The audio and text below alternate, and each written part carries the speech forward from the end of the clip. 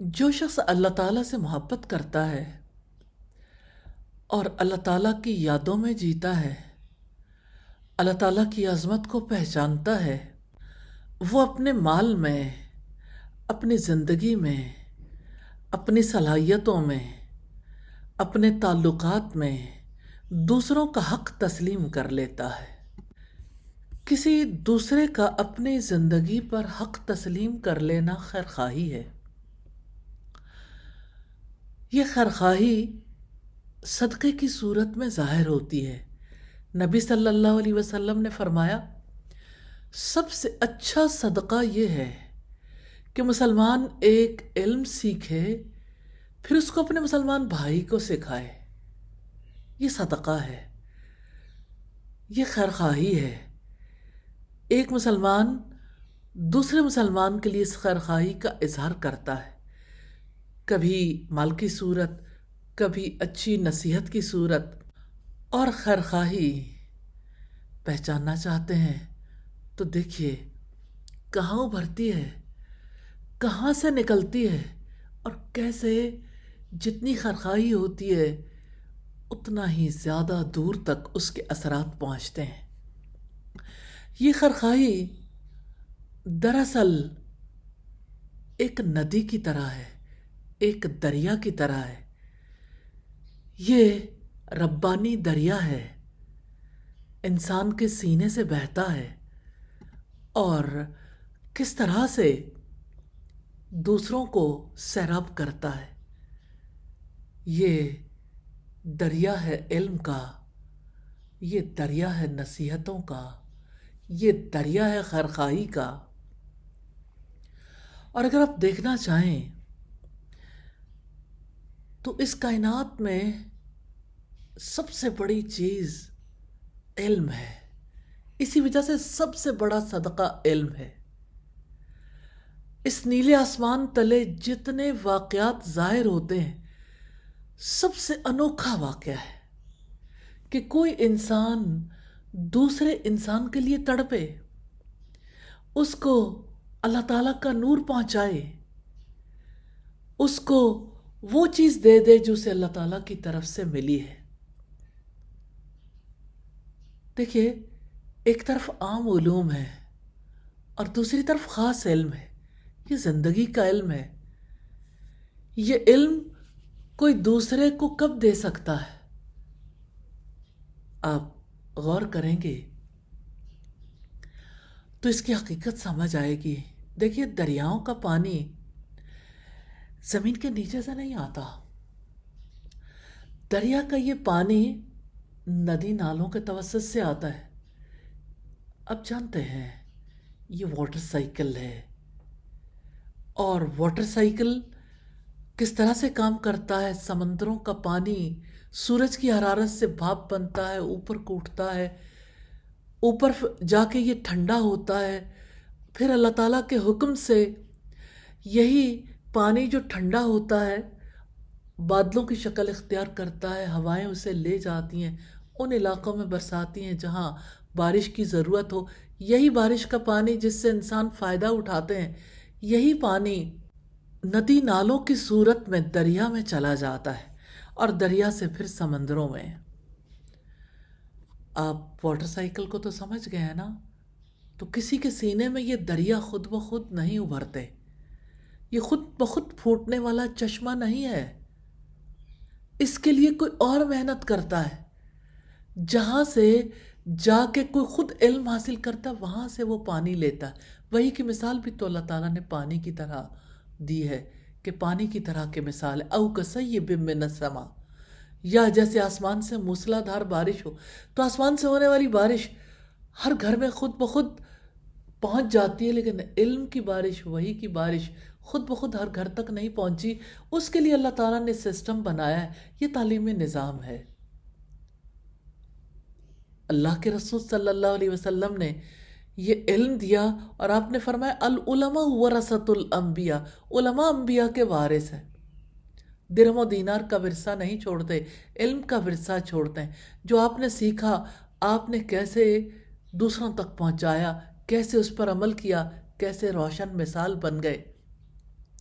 آپ نے اپنی حیات میں جتنی محنت کی، جتنے انسانوں کے لیے تڑپے، آپ سے جنہوں نے تربیت پائی، ان میں بھی وہ تڑپ در آئی۔ ان دریاؤں نے جہاں سے پانی لیا تھا وہ اللہ کے نبی تھے، اور پھر ان سے جنہوں نے یہ پانی ریسیو کیا، یہ وحی کا علم ریسیو کیا، کیسے انہوں نے دوسروں تک پہنچایا، صدیوں کا سفر طے کر کے اب یہ علم آپ کے پاس آیا ہے۔ اللہ اکبر! اب آپ اس علم کے امین ہیں، سیکھیے اور سکھائیے، لیکن یاد رکھیے دوسروں کو علم دینا تبھی ممکن ہوتا ہے جب آپ دوسروں کے لیے خیرخواہ ہوں، جب آپ دوسروں کا درد اپنے سینے میں محسوس کریں، جب دوسروں کو پانے والا بنانے کے لیے اپنے آپ کو نہ پانے پر راضی کر سکیں، جب اپنی بات کو دوسرے کی نظر میں قابل قبول بنانے کے لیے اپنے آپ کو دوسروں کے مقام پر کھڑا کر سکیں۔ کیسے سننے اور سنانے کی فضا بنانی پڑتی ہے، کیسے جھگڑوں کو ختم کرنا پڑتا ہے جو ارد گرد کی فضا کو منتشر کیے رکھتے ہیں۔ تو یہ علم کا صدقہ ہے، وہی یہ صدقہ دے سکتا ہے جو اللہ تعالیٰ کی یادوں میں جیتا ہے، جو اللہ تعالیٰ کے کلام کی تلاوت کرتا ہے، اس کا علم حاصل کرتا ہے، اس پر عمل کرنے کی کوشش کرتا ہے، جو دوسرے انسانوں کو نفع پہنچانا چاہتا ہے۔ یہ علم کا صدقہ یوں ہی نہیں دیا جا سکتا، سب سے بڑی قربانی کی قیمت پر دیا جاتا ہے۔ جانتے ہیں علم کا صدقہ کون کرتا ہے؟ جو اپنے آپ کو خالی دیکھنے کے لیے راضی ہو جاتا ہے۔ اس دنیا کا اصول ہے، آپ دینے والا بننا چاہتے ہیں تو دینے والا کھونے والا پہلے بنتا ہے، پھر اس کا دیا ہوا دوسرے کے پاس پہنچتا ہے۔ لیکن عام طور پر لوگ کھونے والا بننے کے لیے تیار نہیں ہوتے، اس لیے وہ دینے والے بھی نہیں بنتے۔ کتنے ہی لوگ ہیں جو یہ سوال کرتے ہیں، جو علم سیکھتے ہیں وہ علم دینا کیوں نہیں چاہتے؟ کئی ایک فیکٹر ہیں۔ اس میں پہلا فیکٹر یہ ہے کہ علم کا تو دریا ہے نا، پیچھے سے رابطہ ٹوٹ گیا ہوگا جہاں سے علم ملنا ہے۔ دوسرا فیکٹر ہے علم تو ہے لیکن وہ جو فوق کل ذی علم علیم، ہر علم والے سے اوپر علم والا ہے نا، ہو سکتا ہے اس کی یادوں میں نہ جیتے ہوں، ہو سکتا ہے اس کے کلام سے وہ محبت نہ ہو سکتا ہے دل کے اندر وہ خیرخواہی نہ ہو، کیونکہ خیرخواہی تو ضروری ہے۔ اور پھر تیسری اہم بات یہ ہے کہ ہو سکتا ہے کہ پیچھے سے کنیکشن بھی ہو، علمی مجالس سے، علم دینے والے اساتذہ سے رابطہ بھی ہو، لیکن اتنی خیرخواہی نہ ہو کہ دوسروں کے علم پانے کے لیے خود کھونے کے لیے تیار ہو جائیں، خود خالی ہونے کے لیے تیار ہو جائیں۔ یہ سائیکل تب چلتا ہے جب اللہ تعالیٰ سے مضبوط تعلق ہو، جب محمد رسول اللہ صلی اللہ علیہ وسلم سے مضبوط تعلق ہو، جب دین اسلام سے ہر چیز سے بڑھ کر محبت ہو، تبھی انسان دوسری جتنی محبتیں ہیں، دوسرا جو کچھ بھی ہے، اس پر کمپرومائز کرنے کے لیے تیار ہوتا ہے۔ جیسا کہ رب العزت نے فرمایا، قُلْ إِنْ كَانَ آبَاؤُكُمْ وَأَبْنَاؤُكُمْ وَإِخْوَانُكُمْ وَأَزْوَاجُكُمْ وَأَشِيرَتُكُمْ وَأَمْوَالٌ اقْتَرَفْتُمُوهَا وَتِجَارَةٌ تَخْشَوْنَ كَسَادَهَا وَمَسَاكِنُ تَرْضَوْنَهَا أَحَبَّ إِلَيْكُمْ مِنَ اللَّهِ وَرَسُولِهِ وَجِهَادٍ فِي سَبِيلِهِ فَتَرَبَّصُوا حَتَّى يَأْتِيَ اللَّهُ بِأَمْرِهِ۔ اب کہہ دیجئے یقیناً تمہارے باپ، تمہارے بیٹے، تمہارے بھائی تمہاری بیویاں، تمہارے کنبے قبیلے کے لوگ، تمہارے وہ مال جو تم نے کمائے ہیں، تمہاری وہ تجارت جس کے ماند پڑ جانے کا تمہیں خوف ہے، اور تمہارے وہ گھر جو تمہیں بے حد عزیز ہیں۔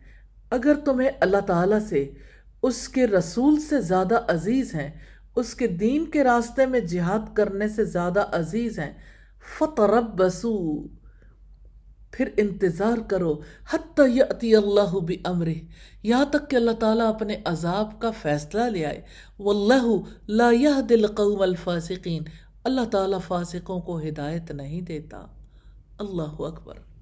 اور فاسق وہ ہے جو اللہ تعالیٰ کے احکامات پر عمل بھی کرتا ہے لیکن نکل بھی جاتا ہے، من مرضی کی زندگی گزارتا ہے۔ صدقہ کرنا سیکھ لیں، اپنے رب سے تعلق بنانا سیکھ لیں، رب کی یادوں میں رہیں۔ live with اللہ سبحانہ و تعالی۔ اللہ تعالی ہم سب کو توفیق عطا فرمائے، آمین ثم آمین۔